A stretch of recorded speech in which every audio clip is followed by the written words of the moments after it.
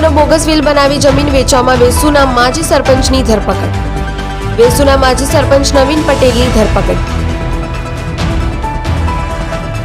જમીન દલાલ સાથે મળી મૃત્યુ પામેલી વૃદ્ધાનું બોગસ વિલ બનાવ્યું. જમીન ખરીદનારની પત્ની જયશ્રી ઈંટવાલાએ ક્રાઇમ બ્રાન્ચમાં ફરિયાદ આપી હતી.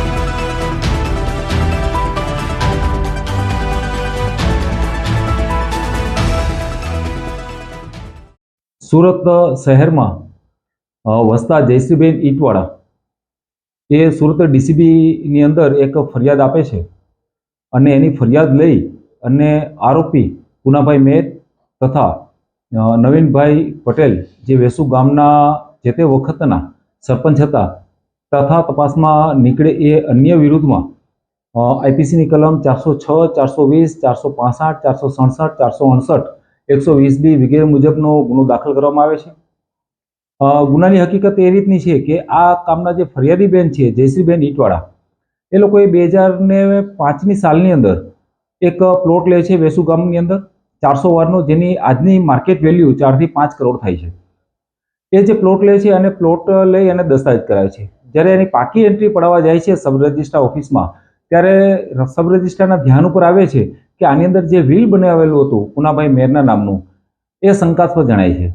આમને લઈને ક્રાઇમ બ્રાન્ચમાં અરજી કરવામાં આવે છે અને અરજીની તપાસની અંદર એ ફલિત થાય છે કે 2003ની અંદર આ કામના જે વિલ બનેલું હતું એ વિલ સોમીબેન મકનભાઈ કે જે પ્લોટના હોલ્ડર હતા અને એ મરણ ગયેલા હતા 1965ની સાલમાં.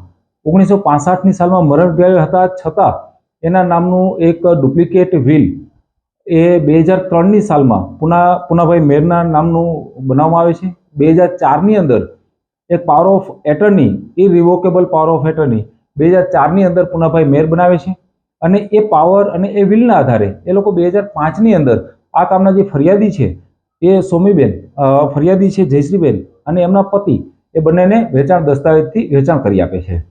આમ 1965માં જે વ્યક્તિ મરણ ગયેલ હતી એના જ નામનું વિલ અને પાવર ઓફ એટર્ની બનાવી અને વેચવાની કોશિશ થયેલી હતી.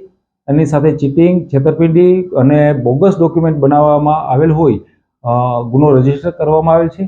આમાં 2 આરોપી પુનાભાઈ મેર અને નવીન પટેલ જે વેસુ ગામના જે તે વખતના સરપંચ હતા એ બંનેને અટક કરવામાં આવેલ છે તેમજ વધુ તપાસ ચાલુ છે. આ કામે બંનેના કસ્ટોડિયલ રિમાન્ડ લેવા માટે આજરોજ પ્રોસિજર કરવામાં આવનાર છે અને વધુ કસ્ટડીમાં લીધા બાદ કોણ કોણ આરોપી બને છે એ ખ્યાલ આવશે. પ્રતિક ડોલી, જનસાક્ષી ન્યૂઝ, સુરત.